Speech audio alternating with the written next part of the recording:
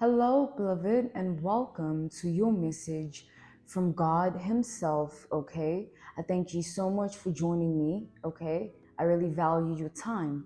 Let's tap in, let's begin.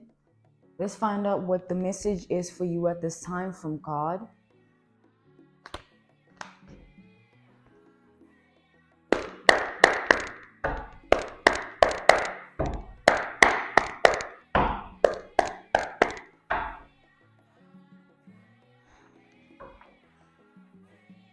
So, the energy that is coming through, the energy I'm picking up, okay.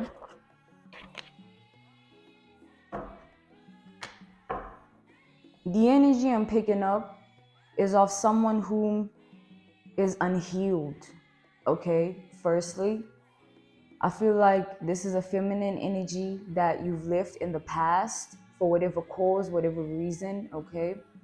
I feel that you had a relationship with this person, okay? Some form of connection, some form of bond. You share history, you could even share blood, okay? This could be family, okay? Take it how it resonates here. But this is someone unhealed, someone who is a feminine energy, and this is someone whom you closed off a chapter with because of what they did to you. But most importantly, it's more like how they did what they did, it's like the deceit.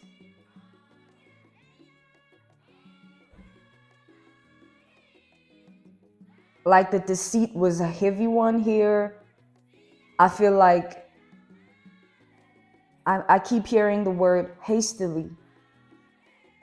Hastily is an adjective describing speed, pace, movement.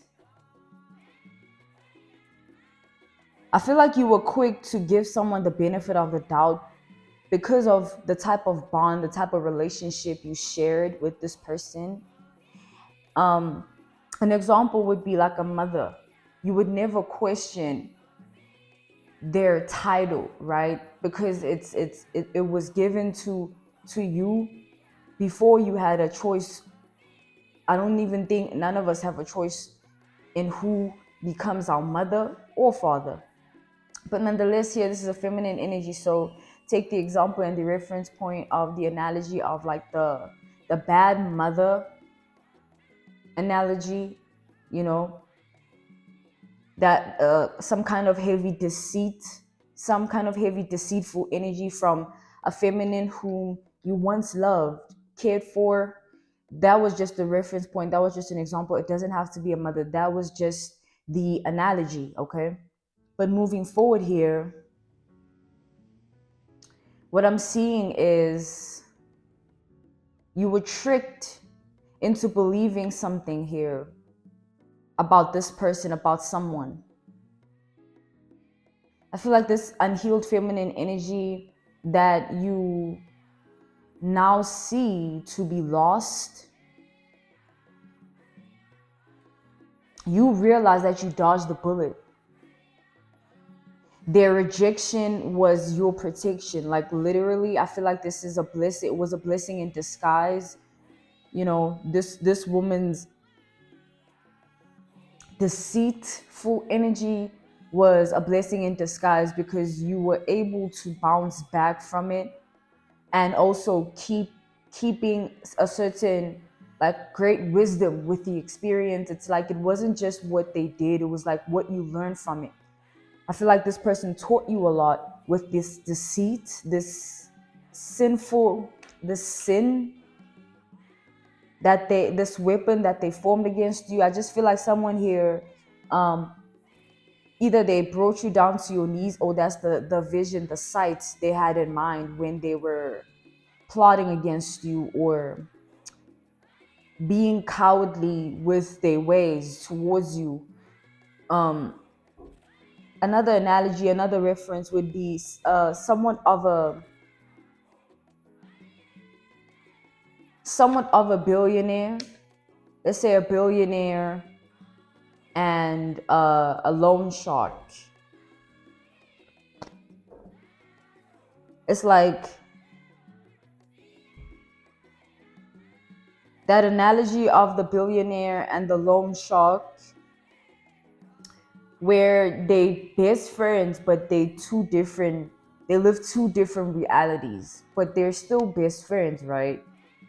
But like they best friends when it comes to the relationship they share together. When they come together, they best friends. But when they're apart, this is the analogy, the example, the reference point. When they come apart and they live their own individual life, because this one is a billionaire and this one is a loan shark, right? Being a loan shark doesn't mean you have money. It just means you know how to handle money. You know, you know how to move your money, and you know how to handle that business aspect of things, like a business crook, you know, and a methodical, sadistic Methodist of a billionaire. You know, like two different characters, but they're both sick-minded in their own way. You know, but the point of the analogy is to say that if the loan shark, if the billionaire would ask to borrow money from the loan shark, wouldn't it be like sort of like impossible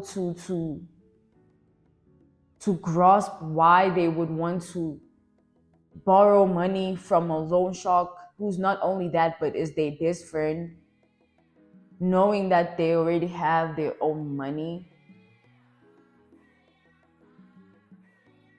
It's a weird analogy, but think about it. In the movie, if you put it in the context of a movie, it would be like a business crook who knows how to finesse the streets and knows how to work money and is a loan shark, and a clumsy billionaire who is sick-minded. You know what I'm saying?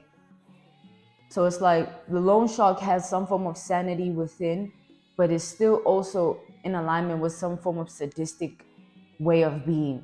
But someone is sicker than the other.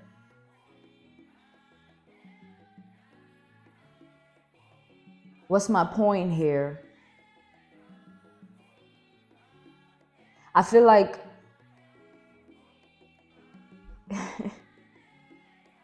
take both people and turn them into one person, and make both people one person, make them come together to be one person. That would mean that they live a double life, right? Like split personality, where they navigate to be this profession or this way or this way, or this particular portrayal of self towards you, right? Let's go back to this unhealed feminine energy. And then there's another portrayal of self that they kept hidden, that was equally still sick, but like sicker. Like I feel like because you I feel like you're dealing with someone who has like a split personality and led a double life right in plain sight, but you missed it because you didn't. I feel like you didn't miss it. You misunderstood. Misunderstanding this person's deceitful ways, you know, led you to be deceived by them. I feel like if you knew, you would have kept your guard up.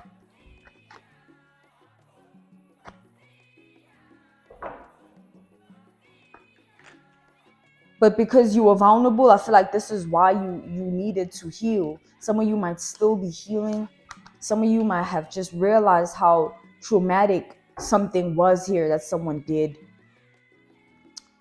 I feel like this unhealed feminine energy was leading a double life where they wanted you to believe that there was someone that they were not. But it's like, it's not that they were not that person. It's like, it wasn't their true identity. They were portraying an act. This was someone who was putting on a show. This was someone who wanted you to take some form of credibility towards them, as if like you owed them something. Because I feel like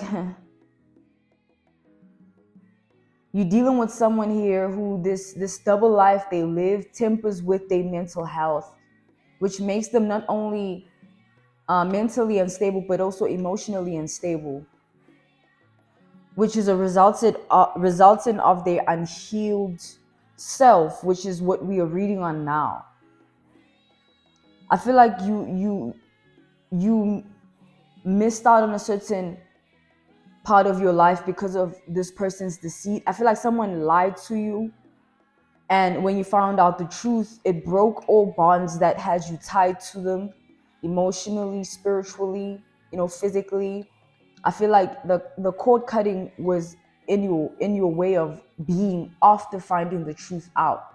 Because if you had stayed, if you had forgiven this person, if you had taken their crap any longer, I feel like it would be the analogy of sitting in a pile of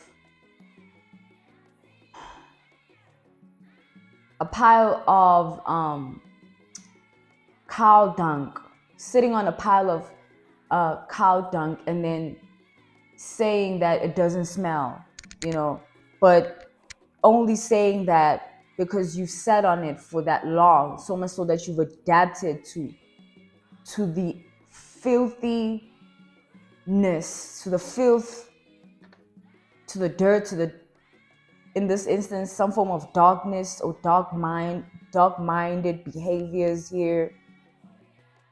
Yeah, I feel like you're dealing with someone who gave in to their dark side. Within this double life, it was like this portrayal of like Jekyll and Hyde, good and bad, villain and hero, where this person would show face, smile at you, pretend to be good, but behind the scenes, they breaking you down, talking smack about you, talking shit like you ain't shit. Like someone would degrade your character, immoralize your spirituality in a way of like not even acknowledging your pain. Like I feel like you're dealing with someone very unhealed whose projection upon your life was very evident and unseen for a very long time to be what it is, which is a projection. I feel like before you were seeing a broken woman, a broken person, and you just saw that. You didn't take it as anything outside of that until they showed you their true colors. Their true colors were revealed with time because of how something played out and how they mishandled your trust. They showed themselves, and like that's all you needed. I feel like since then you've been on guard. You've been allowing yourself to heal from this person, because I feel like you're dealing with a heavy-hearted spirit who likes, they like projection onto your life with this heavy-heartedness. Like someone likes to cast this sort of projection upon you, like as if you deserve less than what you have, or you are not in the position that you need to be in. Like I feel like you're dealing with someone here who want a control of your emotional self, so that like they have you like that. Like someone wanted to control how you feel, so that like you don't act out, or they don't lose control over you. I feel like they weren't interested in the physical entrapment. They wanted the mental entrapment, the emotional entrapment of you to prosper, to prevail, so that you stay stuck, you stay in an elusive state of being, you stay illusioned by their acts, by their foolish behavior and their words. Yeah, this is someone who they portrayed this front, and then behind the scenes a lot of blood was spilled. And I feel like this is in a form of the sword, which is the words, right? And words cut deep, which can cause bleeding. And I feel like this is like a spiritual bleeding, where someone spoke blasphemy upon your life, like cursing you or speaking so ill upon your name that like it made no sense. The ill intent that someone had towards you. I feel like it was so much rage upon like jealousy, hatred, envy. It was a mixture of all these emotions that someone was mishandling, that someone was allowing these emotions to mishandle their behavior. Like they allowed themselves to be controlled by this, to be fueled rather by what they felt for you. Like they didn't want something for you. This was someone who held a grudge upon your path. This was someone who didn't want you to succeed, and they would feed you the wrong information purposely to keep you trapped within mind, within self, so that you never figure out the truth and things never work out for you. But I feel like it was a mistake from the get-go for someone to try and temper with your mind and temper with your emotions. Because what I feel is happening is it's all returning back to this person, and they worried, crying, stressed out, anxious. I feel like anxiety, paranoia, constant insomnia, lack of appetite, or loss of weight, or loss of money to have the food to eat. Hence the loss of weight. Take the narrative how it applies. Yeah, this is really gruesome.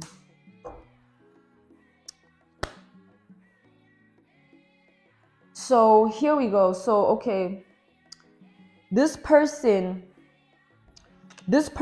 was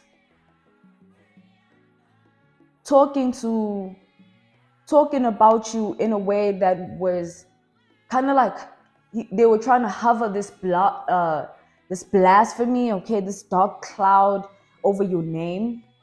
So this was someone who wanted your name to be tarnished,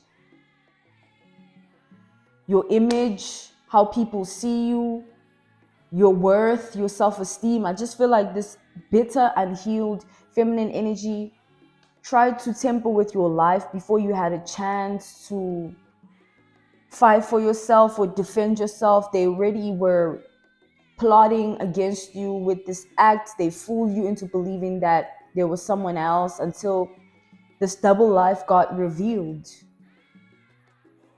which led you to be more mistrusting of unknown energies. Like I feel like you are someone who, it's either you would never have any new friends, or that type of dynamic of newness of people in your life makes you uncomfortable, because you know how people are and how people can get what they're capable of. There's some kind of human psychosis, psychology that has unfolded in your life due to the psychological entrapments that you faced, that had you realize, like, damn, the game is cold. Because I'm out here being so genuine, but there are people plotting on my literal downfall with my genuineness. So it's not about you being genuine, it's about just how people are, beloved. It's like you can only be you, you can only do you. But even as I do this, there's going to be someone who feels like they can do it better, or they know better, or I know too much. But this is just again, the sword. Talking bad about someone else whose destiny and calling is not in alignment with your words can come back to you, the speaker. That's why as people, we need to mind what we say about other people, because you don't know whose ancestors are on God and who they were in their time compared to your ancestors, and how your rank can be weaker than theirs. Like, you don't just speak about no one. You don't, especially if you don't know, because you really don't. None of us know. We just experience this life thing every day, one day at a time, one breath at a time, right? One blink at a time. Everything happens within time, within the span of a certain amount of time. The days, 24 hours, 1 week, 12 months, you know what I'm saying? Which is 1 year. Like, everything has its own duality of self, its own alignment of creation that it's serving, like a tree, an uncontrollable factor that humankind needs but can never explain its existence, because it was here in the beginning, when the Alpha, the Omega, when all of this was made, it was also made with it. So do you understand the powerfulness of trees? You don't know whose yard you're in. You don't know who played on that soil. There are so many things that happen. How old is the world and how old are you? Just think about that. So with that being said, understanding the human psychology, that everyone has some form of ancestor that they're channeling, Everyone is a channeler. Everyone is a spirit. It's just what kind.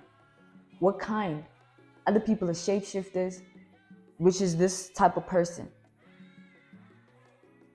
A shapeshifter, someone who can't do that. Like, isn't that crazy? That's why it can blow your mind when the truth, it did though, didn't it? When you found out, like, this was a pretentious act. What? Like, it blows your mind as the human being, because your analogy of self would never equate to this behavior. You wouldn't be able to, because you're not that person. You're not that channeler. But yeah, you guys, so what I'm seeing further is this is someone now that is stressed out. Someone here is stressed out, worried that they might have come for you unknowingly, without facts of truth that is of you, not assumption based lies made up. Because I feel like you are someone that a lot of people feel like, it's like, I feel like you were misunderstood, and this led to a lot of assumptions about you in the past.